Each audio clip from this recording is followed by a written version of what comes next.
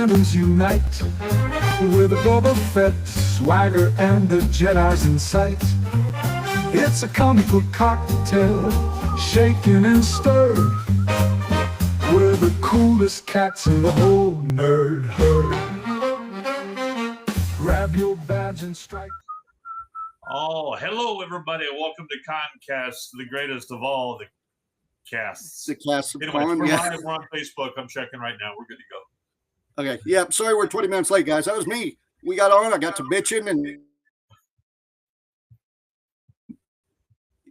Hold on. I think Daryl got that's to support my. Yeah, we're live. You think what? Okay, good.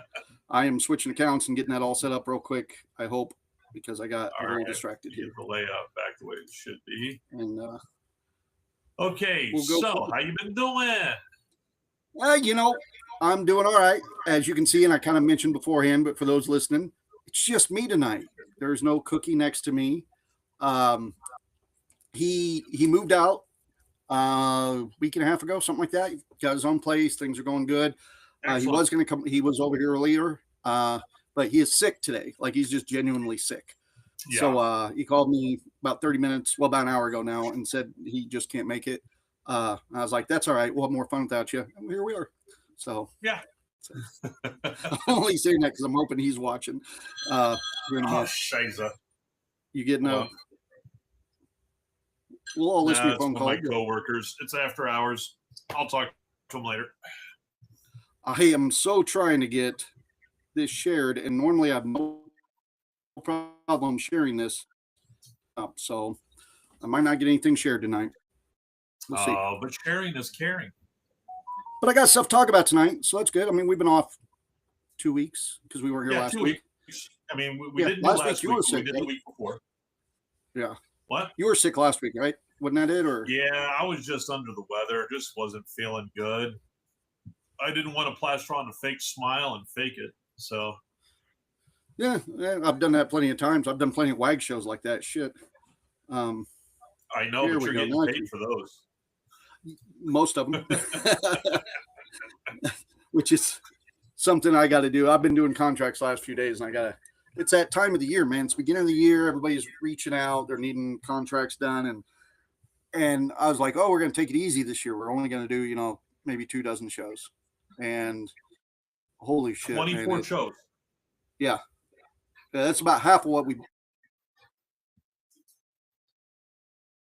been doing. Yeah, we got up to almost 50 a year there, which is a lot. Huh? That's only 2 weekends off. Well, a lot of that. Well, yeah, but they're not all weekends. So, like if you remember right, we were up right at 48 shows a year when we were doing the comedy reviews on Tuesday night. Oh yeah, yeah. So you add those in, and then we had a number of them where we'd be doing, like, we'd go to a festival, and then I'd come and we'd do like 2 gigs here, like we'd do an opening of a business or something, and we'd go do something else. So each one of those we count as gigs. Like, we go host a pub crawl, that's a show because we got to perform, we're getting paid, whatever. So last year I want to say we did 21 shows or something like that, right? Just a little over 20, and that wasn't as much as normal, and we're doing less. So I was like, oh, this year we're already right up there.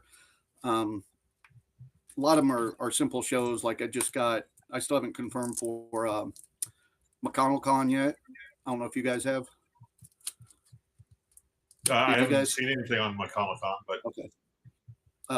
Yeah, McConnell got a hold of me for June 6th. And I was originally thinking it was going to be like, I don't know, June 12th or something. So I got to make sure we can do that because that's my mom's birthday and we had plans. So just stuff like that. It's tough to go through and try to get everything lined up schedule wise. But yeah.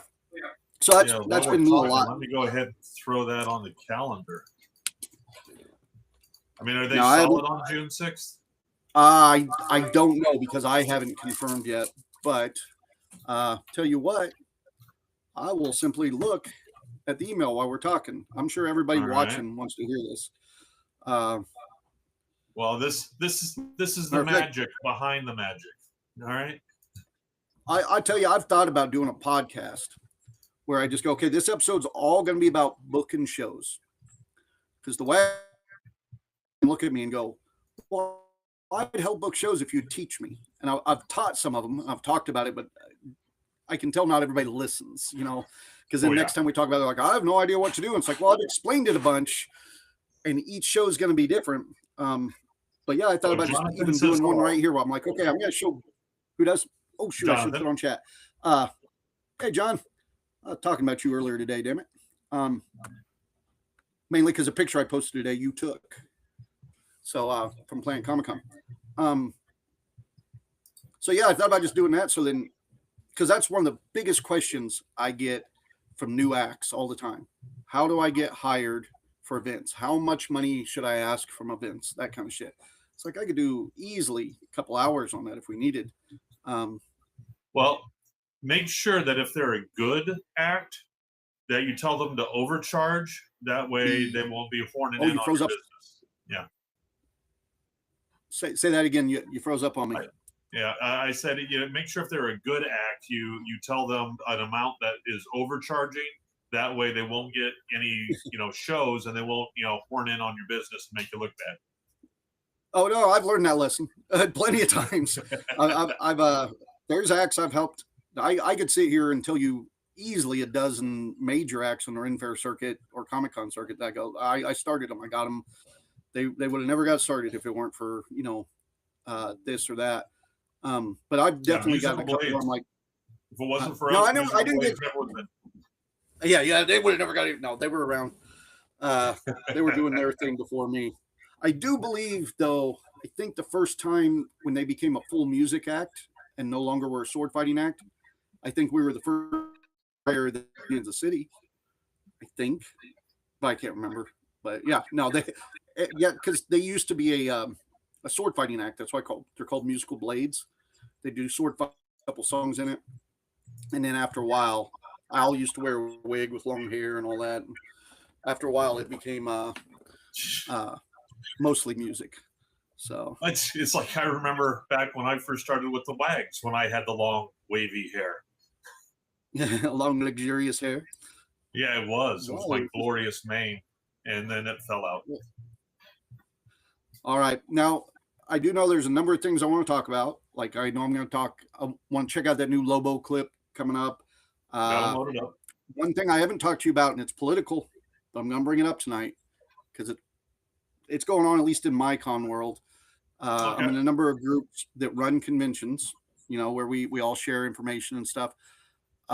Something that we've had to talk about this year that hasn't ever been a problem before is a ICE contingency plan for festivals. I had not thought of it. Somebody brought it up in one of the groups. A couple other con heads were like, well, here's something we kind of put together last year. Here's some blah, blah, blah. It started some discussions to where. Well, the first barrier is make them buy tickets. Yeah, there you go. Well, and see, that came up too, because like I started saying, what about these open festivals like Big River or Norman, Oklahoma Renaissance Festival and stuff? Those anybody can walk in at any time, Yeah. But yeah, we'll talk about that a little bit because there's pros and cons. Here, real quick, I got June 6th, 2026. Are we able to McCon? That's just what I got. And so he's waiting to hear back from me after I got talked to so yeah. I loaded it up on the shared Google Calendar, so it's on there. Awesome. I know I want to talk a little bit about the new He-Man movie coming up, and I had one other big thing. I can't think of it now. My mind just went. Oh no! Last week I got to play Daryl. I got to go serve wine. The thing. Yeah, no, I didn't get to be an asshole to anybody. I was so hoping. I was like, oh, who'd you? You're getting excited. You're like, I got a whole book of lines I've been wanting you to use. I practice them in front of a mirror. It's great. Now, last time we did the podcast, I talked about the wine show we were going to go do. We went and did that. We met some cool people. I can go with that a little bit, but let me hit Geekgasm real quick, and then because we're all over the place here. My Geekgasm was going to be, but I thought it was cheesy because a while back I'd fixed my 3D printers, and then they went down again. But I got them fixed. I printed Chewbacca today. Nice. Gabe printed a whole bunch of magic boxes. I got one of the printers. I got to adjust some layering on still. Right. But the other one, the one that I had you look at, where I thought it was just dead to the world. I did the reset after I did the hot end. Yeah. And the CR Touch wouldn't work and all that. I got it going. It's printing like it's brand new. Oh, Love great. Love Did it. you get the extrusion issue fixed? Yeah, well, with that one I did. Okay. My CR Touch is starting to go out, but I'm gonna have to replace that. Oh But yeah, you can I can get a still get CR it to Touch work. really cheap. You can buy those on Amazon really cheap. Just swap them out. Yeah, they're between $25, $35 roughly. Yeah. I thought they were $10 last time I bought one, but Yeah. but yeah, I got that going. But what I did do is I printed this little Ninja Turtle thing. This is my geekasm.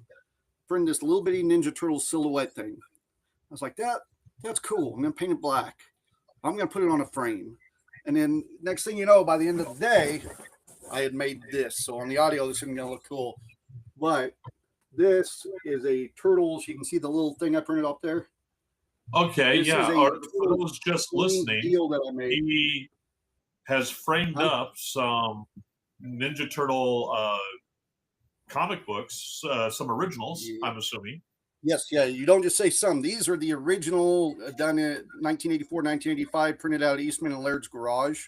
So these Oh, are the wow. original 4, and they're all oversized because they didn't know the right sizes of the comic books back then to print them. Because printing comics at Nice. home back then was a very different thing.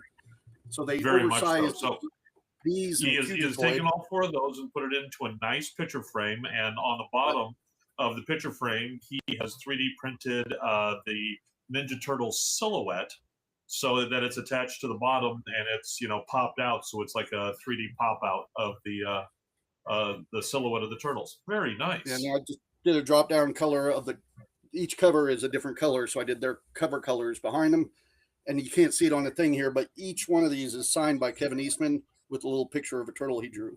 So everyone is signed with the original Are sketch on it. those worth as much as my Spider-Man 2099 comics? That's the question. That's the real litmus here. No, they're not worth as much. Much more. Matter of fact, Dude, rolls of toilet paper are worth more than my 2099 comics. no, they've been going up. I've been watching number 1 at Comic Cons. Like, Comic Cons, everything's overpriced, but I've been watching number 1 at Comic Con, $70, $80. What? Yeah, I'm not kidding. He was in the Across the Spider-Verse, of course. Yeah. And so he's gotten more popular, and all the Spider-Verse stuff's gotten more popular. But 2, since the number 1, a lot of people will just, it's the first appearance of, and so they really promote it. People are CGC in it. So that number 1 will be worth money. None of the others really will. Well, get and there. I've got from that whole 2099 line, I've got the first comic books of everything that came out of the 2099, and Yeah. so I'm just impressed that they're actually not completely worthless. That's Well, vindication. them It are. only took 30 years, but that's vindication.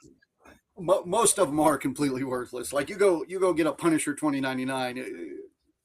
I guess you could use that to for toilet paper, so you can hang on to that Spider-Man 2099 is probably only worth $20-$30 realistically, but people are The simple fact that they are, that some of them might be actually worth the amount on the damn, the amount that I paid for them to begin with, that would be a freaking win for me.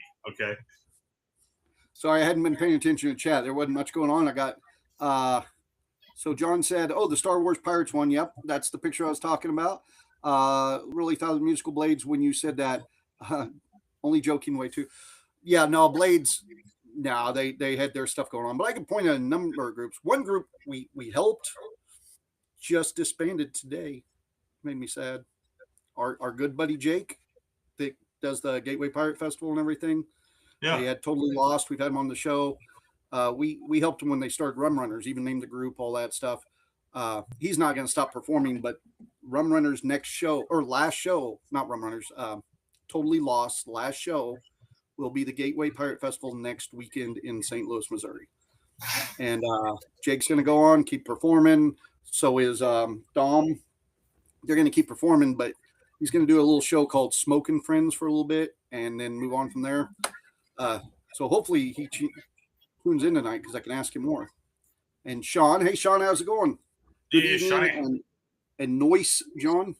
Yeah, he's talking about your turtle comics. Oh, yes. He says that's nice. I'm very happy with that. Noise. And John said, "Oh wow, I used to have all the 2099 groups." I've got a couple 2099, so I think I gave you most of mine. You gave me some before in the past.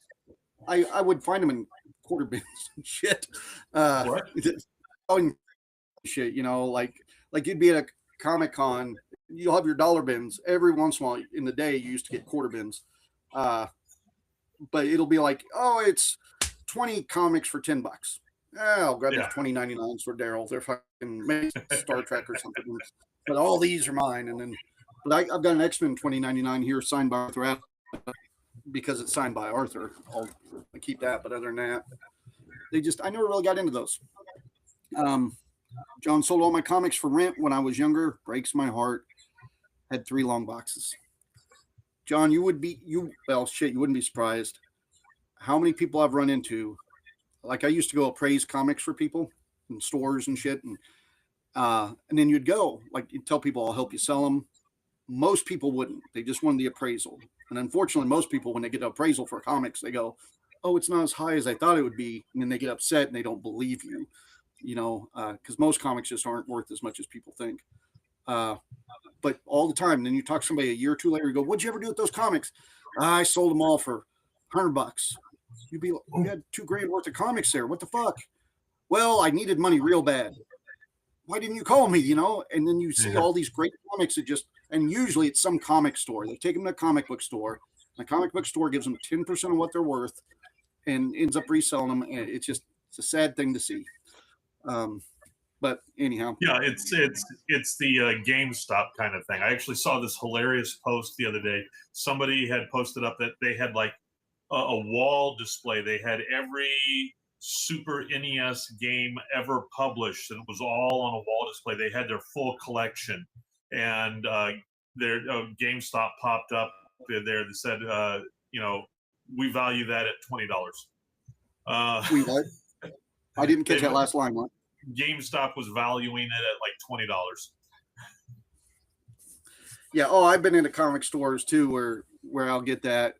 It's one of the reasons I hate. One of the many reasons I hate watching Pawn Stars. They'll always way wrong, like completely wrong. And most of the time they don't even know what they're talking about in comics, but they always do that thing where they're like, if I'm buying it from you, it's only worth about $100. It's like, I know that comic, that's worth $800 flat out, easily, you know, and they'll be like, it's worth, and then they read you some blurb that they probably read on Google or some shit about it and act like they're an expert. And it drives me insane. And you watch Pawn Stars, most of the time when they have comics, they don't buy them. They don't buy superhero memorabilia much. They bring it, they talk about it, they never agree on a price, and they send them on their way. So, yeah, I don't watch it. I mean, just the simple fact you can tell, like on shows like Pawn Stars and stuff like that, you can tell that it is so scripted that, yes, you know, I'm just like, what's the value of this? I mean, if I wanted to watch scripted, I'd actually watch something that doesn't pretend to be live, that is actually scripted. That it's, to me, it's just an insult to everybody's intelligence, those shows. Well, and you know, I used to work with Doc Phineas that was on that show a bunch, and he would tell me the stories of like how they set it up, and the way he tells it, it sounds very flattering, but he is a storyteller. But when you sit back and you go, oh, so really half of this shit, like when they bring in the toy store guy and stuff, this is all planned out way in advance. It's not like, oh, hey, yeah, like, I'm looking at your toy, let me call my buddy. They set all that shit up ahead of time. Buddy's died, you know, that kind of shit usually. Just the simple fact. They've had time to research it. The simple fact that they say, oh, let me call my buddy, and the buddy's right there. All right. Yeah. Well, in the show, it looks like they edited it. Like, oh, we waited around 30 minutes till they got here, but sure, sometimes that happens. I mean, yeah, no. Well, and I always thought it was cheesy too, because like talking to Doc, like me, half the time when somebody goes, "Hey, could you appraise this?" There's times I gotta go, I gotta look this up. I don't know. And you memorize that shit. You're like, I can look at a lot of comics, say, this comic, tell you right now from memory, this is what this is worth. Half those pawn store guys, they know what they're going to look at. They get to do all the research and everything. So when they walk in, sounds like they got this shit laid down. And really all they did is they just Googled it on the sidewalk before they walked in. Not every time, but and the stupid thing is, I mean, it's all done for video.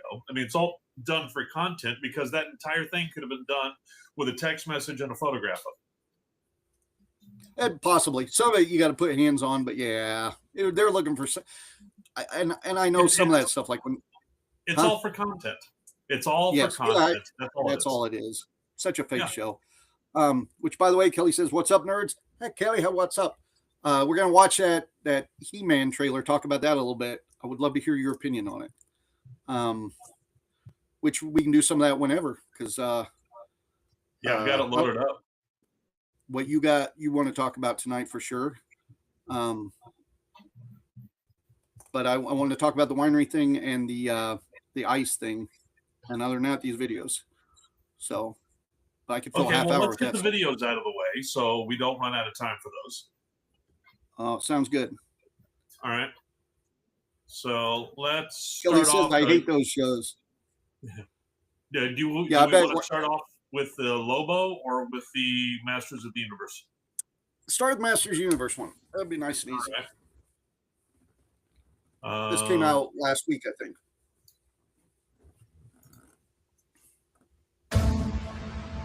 All that stuff that only exists in legends and bedtime stories. Talking tigers, spaceships, and magic swords that can make a man as mighty as a god. Where I come from, that stuff is real.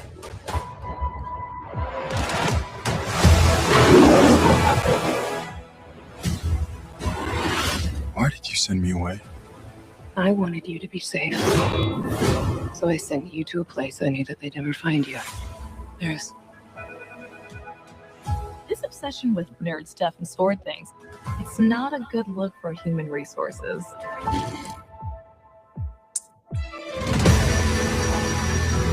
I know it sounds crazy, but that sword is gonna show me the way home.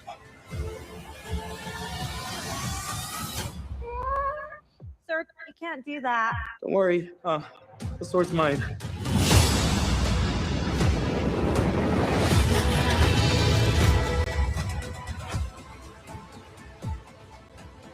Hang on, it's about to get weird.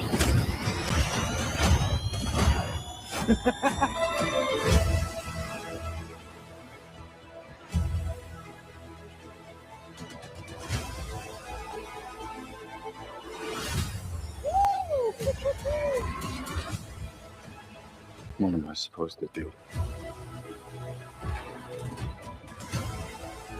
Take the sword. You protect them.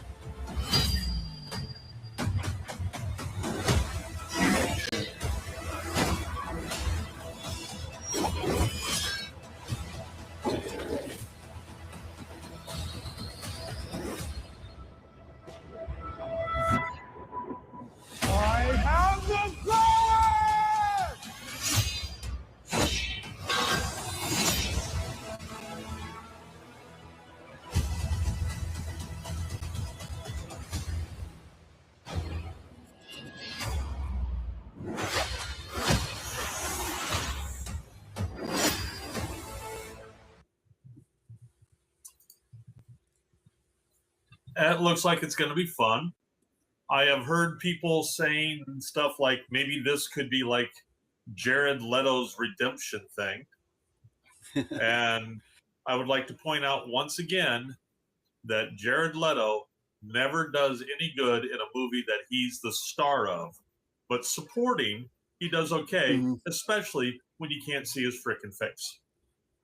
Well, if you know, we covered the making of this a lot last year. We do little bits on it.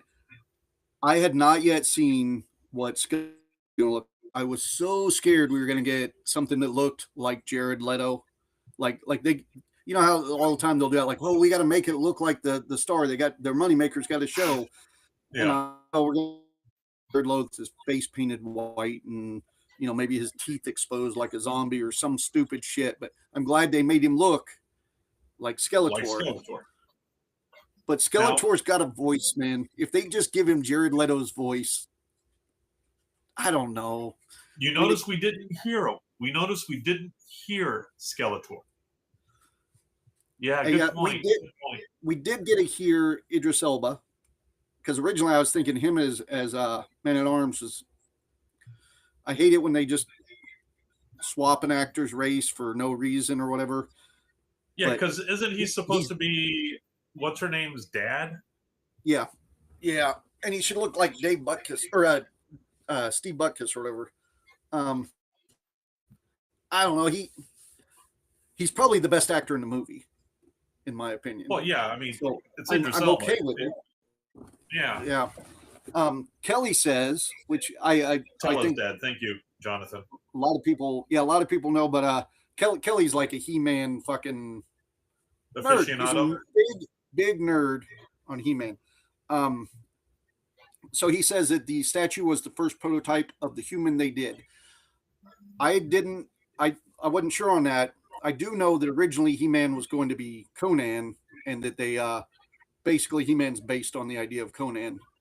And Kelly could probably correct me on this, so they couldn't get the licensing for Conan or something like that back in the 80s for that. So they ended up going with He-Man. So I was kind of glad that the statue looked like Conan instead of just like He-Man's a fictional character in this universe or something. I like the little touch of, his desk having the plate there that has his pronouns as he, him, and then he's he-man. I thought that was a cute little touch. I thought it was cute too when the day that trailer debuted. I'm on a couple He-Man forums and stuff. I'm not a huge fan, but 80s toy forums and shit. Like we got a Wichita He-Man forum too, and people were pissed that was in there. Like they were pissed that He-Man needed pronouns. I'm like, he's He-Man. It's a cute connection. Yeah. It's not like he's there going, hey, you have to call me he, him the whole movie or some shit. It was a cute joke, I thought, but man, yeah, it was a great joke. I mean, that's the way to include it, yet poke at it. So that was fun. That was fun for me. I thought it was cute. It looks good. I gotta say, the actor who's playing He-Man, when he was walking out wearing his Earth civvy clothes, all I could think was, damn, Gabe used to look like that. Damn what? Gabe, your son. Oh, yeah. Yeah. I was like, damn, Gabe and Diego need to step it up again so they can look like He-Man, so he can cosplay He-Man. Gabe was actually talking about it today because I was giving him some laundry and stuff, and in my laundry somehow an old shirt from his weightlifting days in high school was in there, and it was one that like where he was on the weightlifting team doing stuff. Christy, I remember him being jacked back then.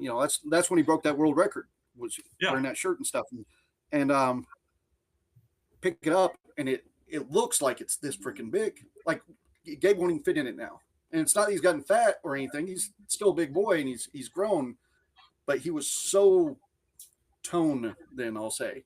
And he would wear smaller shirts to look good and, show off the muscles. And then now he's like, I love this shirt, but there's no way I'm ever squeezed. Well, see, that's the thing is he's hitting that wall that all, bodybuilders and actors who, Hugh Jackman and all them, they say, that look, they've got that for like 1-2 days. All right. That's all they can maintain it because it is just so physically impossible to stay that shredded for any length of time. And then they fall out. I mean, what was it? It was Jason Momoa, in order to get his veins to pop because he was so dehydrated and emaciated. They wanted his veins to pop. And he's like, okay, you want my veins to pop? Give me a Guinness. and they finally gave him a Guinness. He drank the Guinness, and that got him enough hydration and stuff, so his veins would pop out. Well, knowing Momoa, I figured it was just any excuse to get a Guinness. I mean, Well, that was his thought as well, but it worked. Well, I've seen a number of, especially superhero actors. It's like, oh, before the take, jump down, do 10 push-ups, whatever, trying to get the muscles looking good, the veins to pop, all that stuff. And talking about that, most of them just cannot keep that fitness. I remember. Yeah. I remember that way back when I was before I went out to work out in Alaska, and that's where I gained all my weight working out on those boats. But back when I used to work out all the time, and I was dating girls back then that just like me because like Gabe, and Diego, I was pumped and all this stuff like that. And I remember sitting around in the gym talking with some of the other guys about, okay, how long before you go out onto a date, you come into the gym in order to get a good couple reps in. That way you're all pumped up before you go out, Yeah, there was all discussions on how to maximize your gains for just that short window that mattered. See, you motherfuckers, nobody ever came after me for my muscles, man. You are already attached to your woman. I had to develop this personality and wit. Like, I have to be funny because nobody gets impressed when I go, I've got all the killer clown figurines. Girls don't get into that shit. Are you kidding me? How old were you when you met Christy? 20. Almost 21. Yeah, you had gotten locked into your permy wife early before you could even drink. I had to work on that, man. I had to work on that. But yeah. Anyhow, He-Man, I'm excited for. Looks good. Is it going to be the epic movie that it could be? Probably not. But I don't know. I my biggest thing is see what Skeletor ends up being like. Hope there's no Orko floating through. That's about it. I think it looks better than the Mario World trailer that just dropped. Did you see that one today? I did not see that one. I knew it was coming out, but it's okay. I mean, it's for kids. I mean, I liked the Mario movie. You liked the what movie? I liked the Mario movie. Yeah, and it's because it's just the sequel to that, right? Let's just say they did not base this on Shakespeare. Okay. Fair enough. See that other trailer, and I will stop because I watched the first part of this because we've seen the Supergirl trailer, which is on the end of this, but the beginning is the new teaser that shows Jason Momoa as Lobo. Because in the old trailer that we watched last time, you only saw him for like half a second. I really don't want them to do like they did with was it Ragnarok and stuff like that, was it Ragnarok? I don't know, where they front loaded the stuff that was supposed to be hidden. I mean, I don't want my surprise ruined. But I think they're showing what he looks like because that's one of the biggest advertisements for this movie is the fact Lobo's going to be in it, and they're going to make Supergirl more obtainable to the guys. She was always hot, but now she's that. And it kind of bothers me they're doing this. Part of it, I like the punk attitude of it, but making a hot mess. Does that make sense? So they're giving her daddy issues. Huh? They're giving her daddy issues. Giving her daddy issues. Yep. Yeah, you can really see it in the other trailer. If you want to keep going with that, you'll see it. But yeah, go ahead. All right, let's take a look here.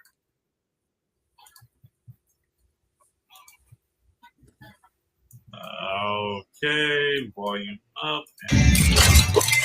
Okay, this does not look like this is going to end well for you guys.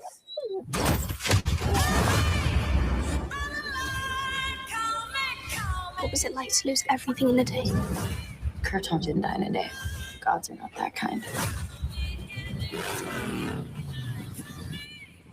Oh, he's such a...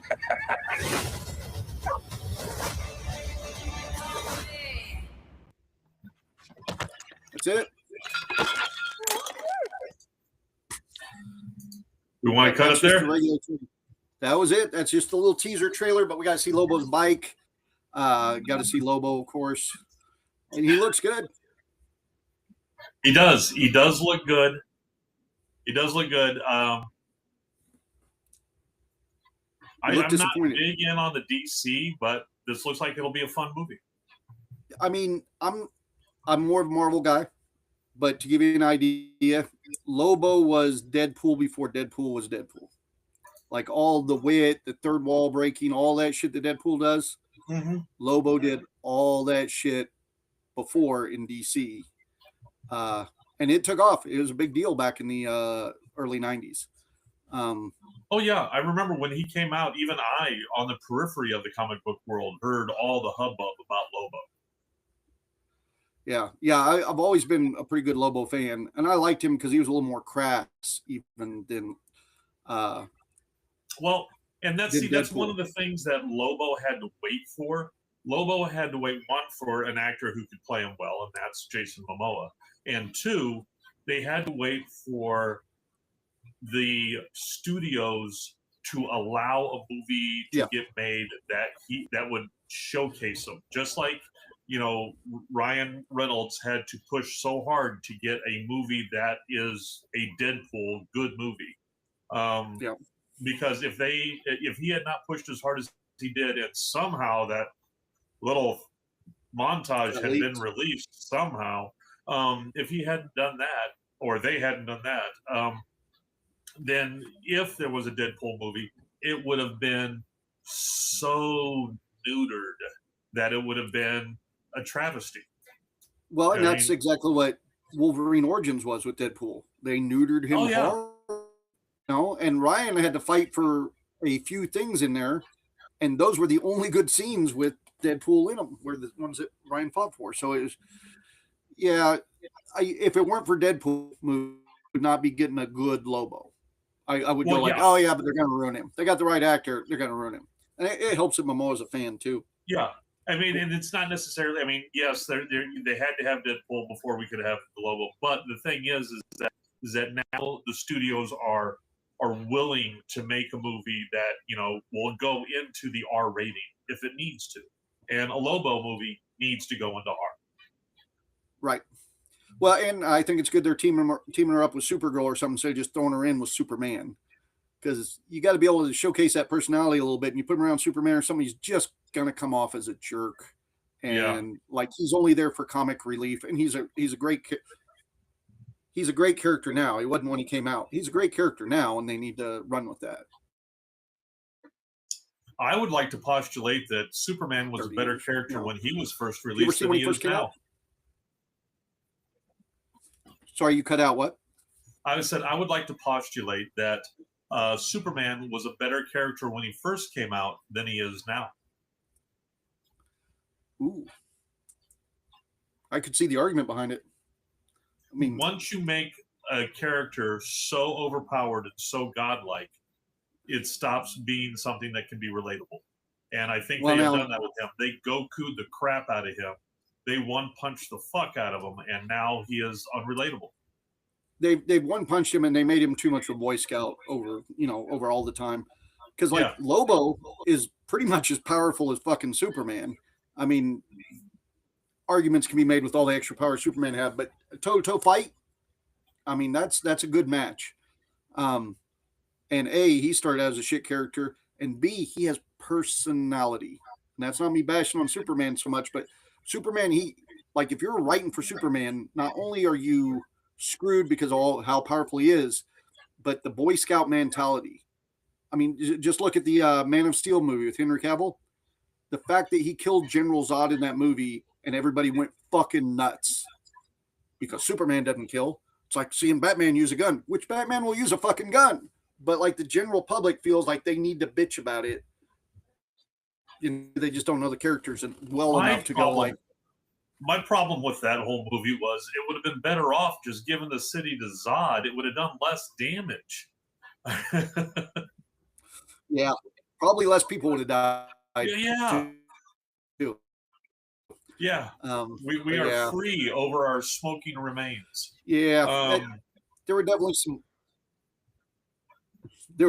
definitely some issues with that movie. But anyhow, let me make sure I hadn't. John says he does look like the main man, and she had Dead Planet issues. I like that. Let's see. I can real quick go over wine because I just want to mention it more than anything because I didn't get to talk to you about it. But not last Thursday, the Thursday before, Christy and I took the mead from our winery and our pomegranate wine, and we went and did a celebration of Kansas's birthday at Prairie here in Newton. I got to do what Daryl usually does, where you just point at people, tell them they look thirsty, come up here, get a drink, all that stuff. Oh, yeah. Talk to them about the wine. Because normally I'm out performing and shit, and I don't. Being there with Christy all night made me go like, oh, fuck, I forgot how to work this machine. Oh, I forgot, and it was a good thing for me. We got some decent traffic, had some family come out, talk to us. It opened up a couple doors. City of Newton is now a lot more interested. Matter of fact, tomorrow morning at 10:30, I go have a meeting with some of the city planners. They're wanting to talk to us about convention stuff and what we can bring to the table, and winery stuff and what we can bring to the table for Nice. the winery of Newton. So we're going to go have that talk. One of the cooler things, and I briefly mentioned to you that we'd met a YouTuber that lives in Mound Ridge, Kansas. And we hooked up with him pretty good. He bought like 3 bottles of mead, had a good time talking with him and stuff. Oh, hey, Jake, I got a question for you before you leave. Hang on. Let me finish telling the story. So we got talking to him, and doing this stuff, you run into a million YouTubers, but this guy loved Daryl's mead. I mean, like, he really loved it. Yeah, like I said, he bought 3 bottles, and Wow. he's like, "What do you guys?" Because he sat there and drank to the point where, we're doing sample cups, and him and I just got to talking, and Christy was just filling up his sample cups. And I was like, "Just grab a bigger cup." It's just, but yeah, he goes. We start talking about editing videos and having to do YouTube stuff, and I get that a lot where people are like, "Oh, I got a channel," and it's usually something like ours. You got maybe a few hundred people have watched some videos and that kind of shit. Nothing big. And he's like, "Well, I go to like Indonesia, and I'll get go to those like ear cleaning places, or where they have like 4 people massage you at once, or pampered stuff." He goes, "I go around all over the world, hit these other countries. I'll take my mom, and we'll do this stuff." I'm like, that sounds pretty extreme. Sure enough, got on his YouTube page. He's got like just under 1 million followers. He does real well, right out of Mound Ridge, Kansas, and flies all over. And he's like, "Oh yeah," he was talking like, "Oh, I'll take you guys. We'll go do a fucking show," and in I think he said Indonesia. And I was like, "Oh, pipe dream stuff."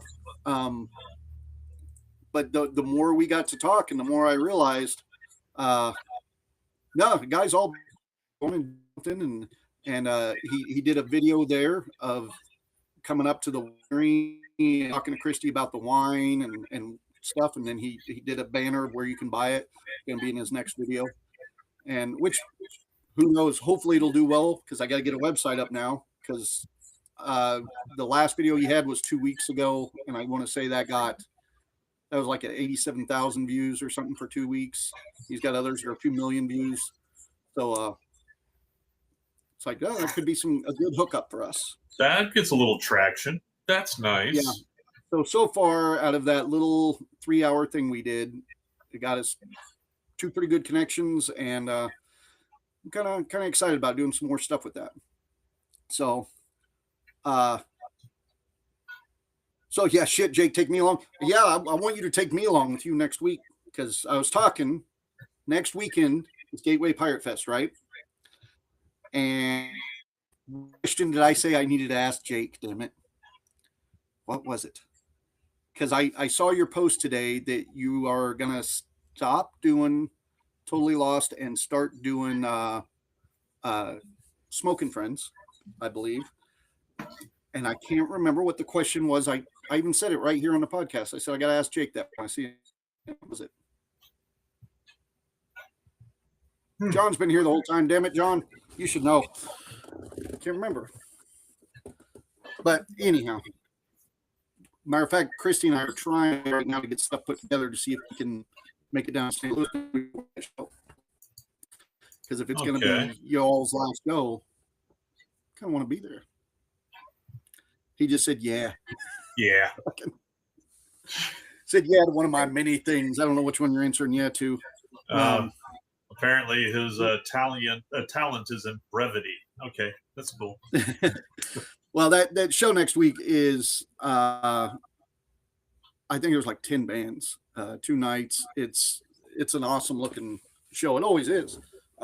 Naughty Bits is going to be there. Of course, Jake's band's going to be there, Rockabilly Bones. But where was I? Oh, the wine thing. I just want to mention that and go over it real quick. Kind of let you guys know that's going there. And as far as booking shows, like I was saying at the beginning of the thing, we're getting fucking, I don't want to say bombarded, but we're getting a lot of offers for WAG shows and stuff right now. And we're trying to get out and do some more wine shows. So it's at, so as people ask, are you going to do this show? It's like, man, I'm kind of trying to hold out and make sure it's not maybe a farmer's market. We can go sell some wine at it too, because I love performing, but I'd like to get out and stabilize some of that stuff a little bit more. Oh, Jake says smoking friends will be my new adventure. All right. Well, I expect a phone call. You've heard my melodious voice. I'll sing with you. Oh yeah, I can carry a tune, a beat. Is that what they call it? Rhythm? Is that rhythm? Yeah, you can carry it to him as long as it's like, on a DVD or something. Yeah. Yeah, no, I carry people around with me that can carry a tune. Oh yeah, that's what I do. That'll do it. Yeah, I tried that with you. Yeah. We all know how that worked out. Yeah, that lasted for one rehearsal. In fairness, Jake had that same problem, but he managed to fucking he's one of the, I mean, I've worked with a lot of musicians. I've said this on here over the years. Jake's one of the few people who's been able to somehow make my non-musical talent work with real music. So, well, yeah, see, he was just working with you. I was trying to work with all of you. He'll do it with the WAGs. The thing is from now compared to then. Now what happens, and I don't know how this works because I always see myself as one of the least musically talented guys in the group. And a lot of the other guys always come up and go, I can sing good. Why aren't we doing this? It's like, do it. I don't know why you guys are looking at the guy that can't sing and can't keep a rhythm to make the music happen, but okay. So if you look, almost every song we do, I sing the lead on. Yes. That's fucking crazy to me. And I'll even look at the other guys on 2 that Rich did, but they were just like nursery rhymes. Well, it's because of the Scallywags. It's because of the Scallywags that I developed a love for Tom Waits. Tom Waits. I thought you liked Tom Waits beforehand. No, I had never heard of Tom Waits before, but after that first rehearsal with you guys, I just went home and started Googling beer songs. All right. And the first song of his that I came across was Warm Beer and Cold Women. And that's probably the reason that I didn't pursue any more musical stuff, because I was looking for like beer, beer chants and stuff that we could do, because I figured that was the level that we could do it. And then I went down a rabbit hole, Tom Waits. By the time I surfaced again, I was like, screw the beer chants. I don't care anymore. I like Tom Waits. The 2 big problems you had was, one was back then we were trying to sing more like just pirate songs because everybody expected pirate songs from us. And now I'm like, let's stick to comedy and comedy songs. A lot of the guys still want to do some like beautiful songs, and it's like that takes practice and shit. So let's, but so we're you had to try with real songs. Jake has to do a rhythm with like fucking yo-ho and stuff. And I'm not saying it's so much easier, but it is a different element. And then the other thing is, back then, so many people were trying to actually, and like I say, now I'm just doing the lead and we're all doing backup. So I think back then we were trying to like carry, and now it's just, I'm singing this just like I always do. Yo-ho, yo-ho, like I'm just using my voice. I'm not trying to match anybody else. I'm just singing, and I'm leaving it up to the musical talent to keep up with what I'm putting out there. And with you, I think we're all trying to like work together and make a beautiful song. And now I'm think just like, the I don't song care. that we were trying, the one song I remember that I brought, I was like, okay, here, and I practiced the chords, and here's the parts, guys, and I handed it off to you guys. It was the song "Sex and Beer." Sex and beer. Yep. Yeah, Which and that's we sang that that's without what, music quite a few times. yeah, that's what destroyed me. Was trying to I'm do sorry. "Sex and Beer" with you guys. And that's I'm the reason sorry. now my It's, guitars are all upstairs and covered in dust, and I don't have any calluses from playing anymore. my guitar's sitting right over there covered in dust. But that doesn't have anything to do with the wags. That's fucking me. But no, that has been a problem. Just music with it is a lot tougher trying to get, like, we're a music group. I could get the guys to do it, I'm sure, but we're not. We're a comedy group, so Yeah. trying to get everybody together to rehearse music is tough. Trying to get everybody to rehearse even comedy is tough. But yeah, that's I fear I could get into a wag bitching real quick with that, and I Let's shouldn't. not do that. Let's see. Mike says, "How do you time over tone any day?" Oh, Yeah, see, just the fact you say time over tone means nothing to me. It means because nothing you to have me. no rhythm. That's what he's That's talking right. about, is rhythm I know. Yeah. over harmonizing. And Oh, so see, I didn't even realize he was referring to that's what I'm doing, because yeah. Like I know comedic timing, sure I can do it. But oh yeah, you got that down, man. yeah, I'm just oh, Jake, the other question I was going to ask you, which you can send me a text privately. Are you guys doing Big River this year?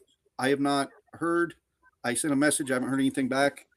I just noticed on your thing you had said that you're doing Central Mo with Jake and friend, or if you're at Big River, because I'm about ready to send in our proposals for our ticketed shows, and that might make a difference. But all right, now the other thing that I would normally do tonight too, Daryl, is the dates. I was going to get everything put together. I did not, because I'm still in the middle of contracts and I'm waiting. I don't want to sit here and start advertising 100 shows and then come to find out we're not going to be at half of them or something. Understood. And it is still just January, so you have time to put out the notifications. So not a problem. Oh, come hell or high water, I will be at Big River this year. Oh fuck! I would love to see you at Big River this year. Get a hold of me. We'll make something happen. Something. I can maybe get into some ticketed events or something. Love to see you out there though. Jake says I got to get my calendar put together. That's what I'm doing right now. I was saying at the beginning of the podcast, we're struggling because the coming in, and that's good, but there's a lot of what shows do you want to pick? Which ones are good fits for you? That kind of stuff. The guys are like, just sign up for them all, but any of the guys can call in sick, and then I still got to go to the show. Yeah. So, and I'm looking at doing, like I said, some wine shows and stuff. And we all are becoming older and more feeble as time goes on. Oh, I know the last subject. I was searching my mind. Okay, last subject. I'm going to bring this up. It is political. Yeah, the ICE thing. It's the ICE thing. Now, a con-related issue. So we're going to talk a little politics. We're not going to get heated. I think most of my friends on here know the ways I lean or whatever, but none of that's going to have anything to do with this because this is business related. But as I was saying at the beginning of the podcast, some of the groups I'm on online with other convention heads and stuff it had got brought up about contingency plans for ICE for conventions. Most of the people on that group will only run one event or that kind of stuff. So I got to talking because there's a difference between a convention and, let's say, a festival, like a Ren Fair, usually outside. Some of them open to the public. Big River is a great example. Norman, Oklahoma is a great example of free to the public festivals people can come in at. So the questions are, do you have an ICE contingency plan? Are they allowed into a ticketed event? Do you have to let them in? do you have any responsibility about opening up your patrons to that? Do you have any ground to stand on by not letting them in? All those various things. As they're coming into your place of business, and which they can legally do now because they've got federal immunity and they can get away with quite a bit. And as we saw yesterday, ICE went, I can't remember what, was it Venezuela? No, what was it? It was, what, you don't know about that? I'm talking about, it's, God, my mind's going blank. I shouldn't talk about it if I don't know. Greenland? I'll have to wait for Chris. Huh? No, they went to one of the, huh? What are you talking about? They went to one of the foreign diplomats. My mind's going blank. Embassy? Embassy. They went to the embassy and tried to follow people into the embassy, and the embassy refused them entrance. And they, that is their territory. Well, yeah, and they said that if you touch me, so what was it? Something like it's an act of war. We're going to take you down. Yeah, it's not. I mean, the problem being is a lot of the ICE officers just aren't well trained, among other things. Yeah, but and this is the kind of thing that as running an event, you go, because we've talked about it. What do? I've got family that is Hispanic. Hell, my adopted son that lives here with us, Hispanic. What do we do if ICE showed up here? And we've got our own plans and things like that. But as an event, as a business, I mean, you need to work with the law, is my opinion.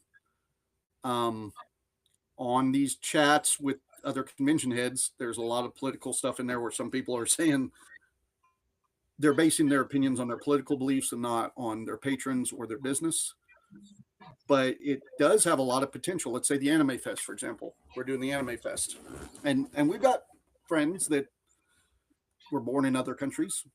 Hell, weren't you born in Germany?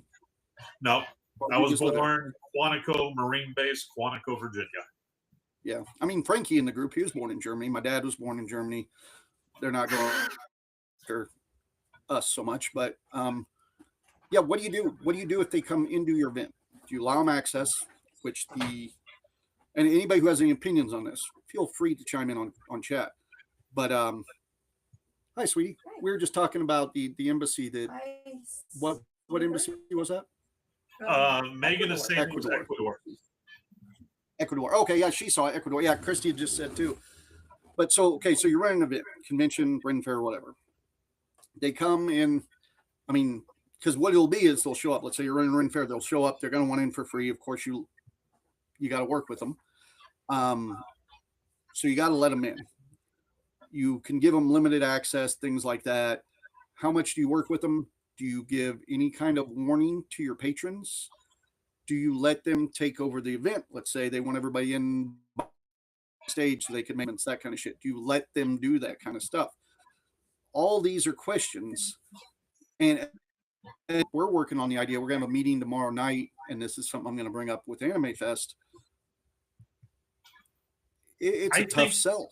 Truly, I believe this is something that you guys need to tag an actual immigration lawyer, someone who knows the legals, and have them, just do a bulk advising. Okay, if you have, a con or a festival, these are what you're required to do. These are the repercussions if you do other things. If you guys can tag somebody who'd be nice and just let everybody know, that would probably be the best route. We had kind of talked about a little bit. I think in my mind, one of the things I'm doing is San Diego Comic-Con did they just release it, or are they getting ready to release their contingency? There was a link to it. There was a link, so it's already released, so I need to read that. Because San Diego Comic-Con's the big granddaddy of it, and they just made an announcement that I guess they'd already done it, but that they were doing a contingency plan for ICE. Now theirs is a very different animal than what we're doing, but I think everybody's wanting to watch and see. I know I am wanting to see what they have to say, because I will probably compare to some of their smaller outsourced events where they hire companies to come in and run, like the late night trivias and things like that, and see how they do it. Look at the comments. Oh yeah, Scribbling Experiment. I'm helping produce a Know Your Rights thing this weekend with lawyers and such. I can ask them. I would love that, man. Yeah, Dustin, if you could do that, it would be nice. Like, just bring up the subject, which I had brought up. I'm watching other conventions handle it different, and mostly conventions are talking about it. I've not really seen a lot of chatter with Ren fairs. The two concerns I would have, like I'm concerned for the people that ICE would come in after, but as somebody that runs cons, my first concern would be what it's going to do to the business. Because when you're running a con, you have, like, especially vendors and then patrons that you really have to cater to. If you just start shutting shit down, like, then vendors they're not going to want to come back. Or if a vendor, like, they get shut down on a Saturday and can't do a con, and they've already there set up, bought their hotels, that's financially devastating to those vendors. And the only thing between them and failure, or them and ICE, is you. So you have to be able to have something in there to at least, you got to be able to keep going. They can't shut shit down. They can't take over programming. You got to be able to stand your ground a little bit. The problem is legally, especially with the rights they've been given now. I mean, legally, they can pretty much just come in and shut down your show, take it over if they want. And in the open to the public shows, they don't even have to deal with you. So, like Big River, Norman, those I'm talking about, they can just walk in. They can start vendors, patrons, right in the middle, performers that are working for you while they're working for you. They can do that. Not that we've seen any of that yet, but we've seen a lot of shit just even the last month we've never seen before. So I'm a little. It's times like now I miss Pooh. Pooh would have flung Pooh at them. yeah, he would have. But yeah, it's weird watching people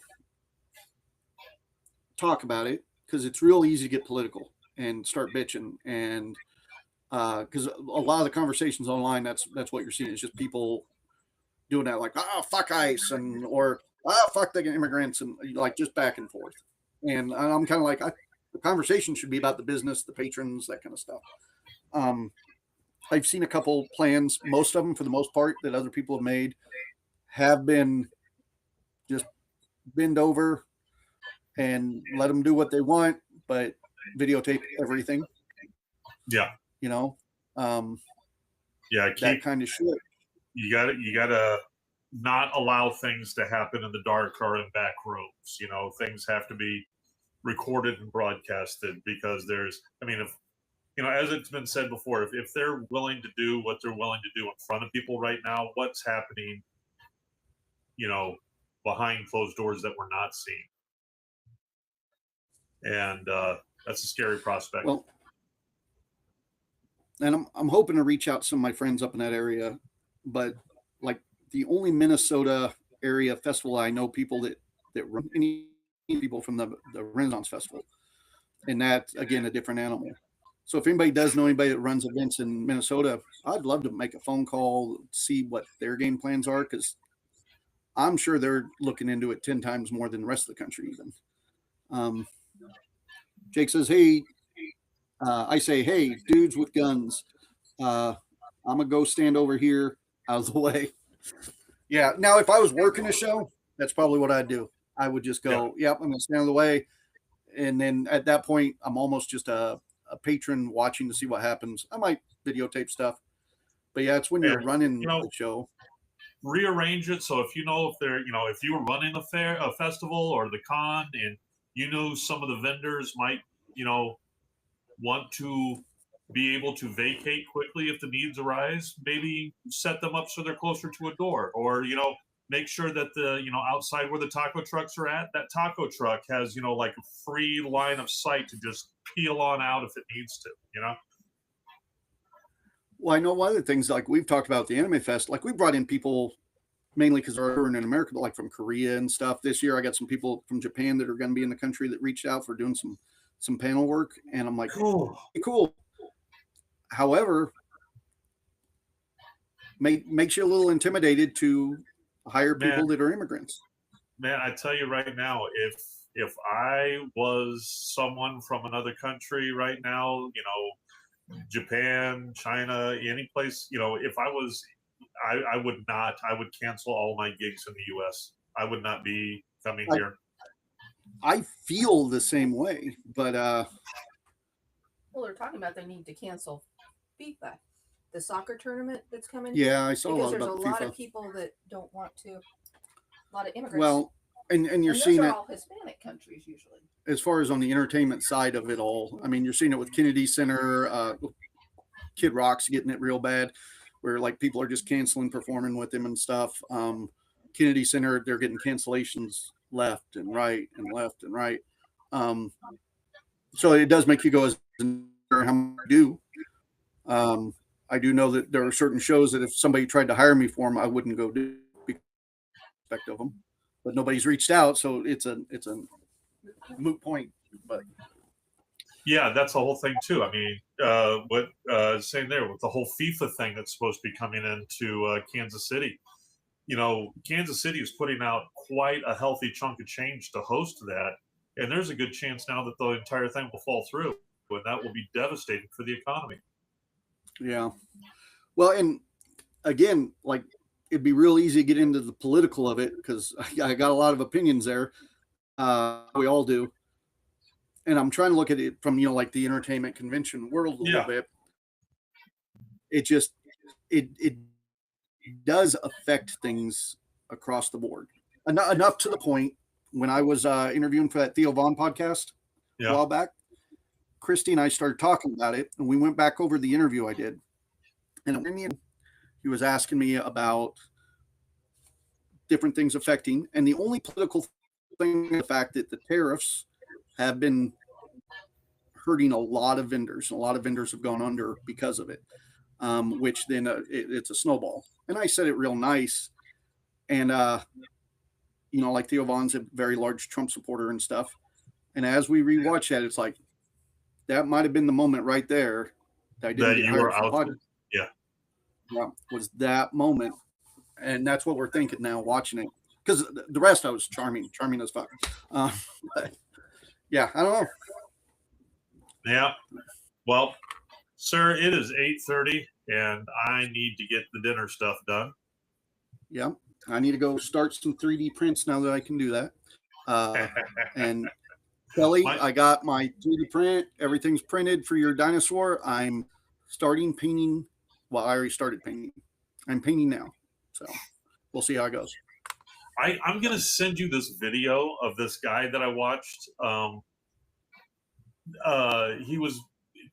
think he was constructing the Slave One from Gambody. Okay. And what blew my mind was how he was dealing with the seams and the way he was laying down tape for, all the stuff like that. So much so that you're talking for painting? He was assembling the Slave One, and then, then he was, fixing all the scene work before doing the painting. All right. And the way he was doing the scene work was just like almost a master class. And I was, and I sent him, I sent a comment in there and said, please do a video just on how you do seams. That I want that. And he responded, he goes, yeah, that sounds like a good video idea. But I will send that link to you so you can watch. You don't really see that much of it. You just see him, taping and doing and stuff like that. And I'm like, why didn't I think of doing that? And I'm going to send that to you because you probably want to watch it. I'd be interested. I do a lot of scenes like on out because I do more human stuff, like characters and stuff. Yeah, that's why I do get jealous sometimes, like the stuff you paint. We've talked about this, that metallic flat look. It's harder to show detail in that because you got these big. Like if you look up on, it's going to stand out. Like you're going to see it because you got these big flat, broad panels and stuff. Yeah. If I fuck up on, like Captain Britain I'm painting over there, you're not even going to barely see it because he's got so much texture on his outfit and everything. And it's just going to look like a little spot that didn't get washed or something, where he's got ketchup on his shirt or whatever the fuck. But, Yeah. Yeah. No, yeah. So doing scenes like that might be interesting. I have to be conscious of that because of the large areas, like, the Planet Express ship that I'm still working on. You know, I got that done where you can't even see that that's multiple parts put together on there. And I got that all smoothed out really nice. And that's doing that Bondo and acetone that I told you about. Oh, It God, yeah, I really need to just do that. fills everything in. I definitely need to do that, especially with this other print and the layer's not quite going, because like the other machine prints beautiful. This one, it looks like a 3D printer made it, you know. Well, So- that Bondo and acetone, you just make a slurry in a cup, and then you just paint it on. All right, you just paint on a layer, and literally by the time, like if you're doing a helmet, the video I saw doing it, the lady was saying, you know, I'm using this on the helmet. By the time I'm done doing a full coat on the helmet, where I started at is already dry and ready for the second coat, because the VOCs boil off that fast. The volatile organic chemicals boil off that fast. So, and then you just take a sander to it, and it just comes out beautiful, man. Just beautiful. Man, yeah. I gotta mess with it. Hell, I'm sitting here messing with parts right now. I gotta go back and work on my prints now. Okay. So, All right, we'll everybody. see you later. We'll talk to you Night, next week. everybody. Yep. We'll have Cookie back next week.